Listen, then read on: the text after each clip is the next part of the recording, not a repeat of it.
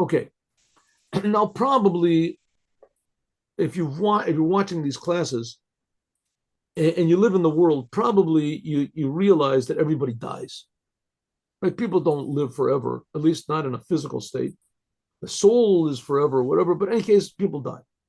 After people die, so there's a process because we're alive for a purpose. God is creating us.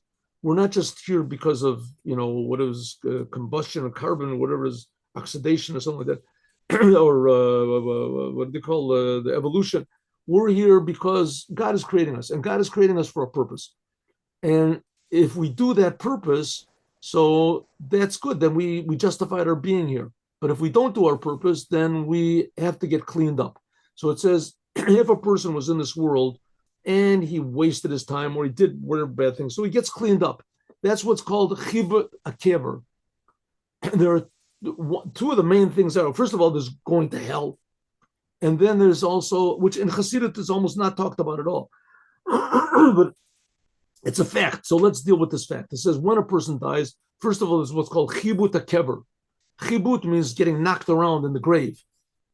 Then the worms eat the person, all this stuff, and a person feels it. He says you feel it, and it feels bad, and he says, okay. And then after that, there's what's called the kaf hakela. Kaf hakela means that that a person after he dies. So first of all, when a person is alive, so there's certain things that you're sure of, right? There's certain things that you're sure of, right? You get out of bed, and you're sure your feet are going to go on the ground. You open up the door, you're sure that your house is there. There's things that you're sure of, right? You go into the refrigerator, there should be food. You eat food, you're sure that you're going to be.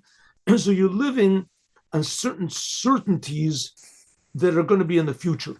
Well, when a person dies, all these certainties are gone.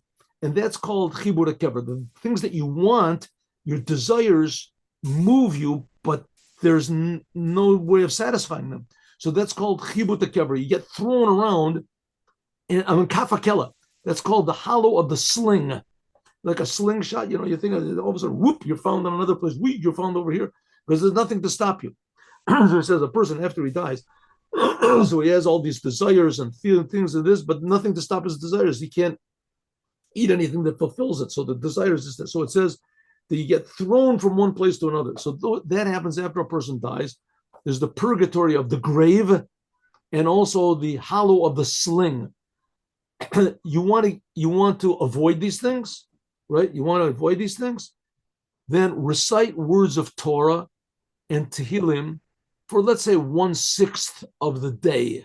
What is 1/6 of the day? We have namely 4 hours. It's a lot of time. 4 hours of the day, say words of Torah as much as you can. If you want to purify your soul and skip over this thing of the hollow of the sling, then say as much of the time as of the day, saying Mishnah, Tanya, and Tehillim also by heart, as much as you can by heart. Okay, this is strictly speaking, but strictly speaking, don't let it scare you too much, but it should scare you a little bit, at least.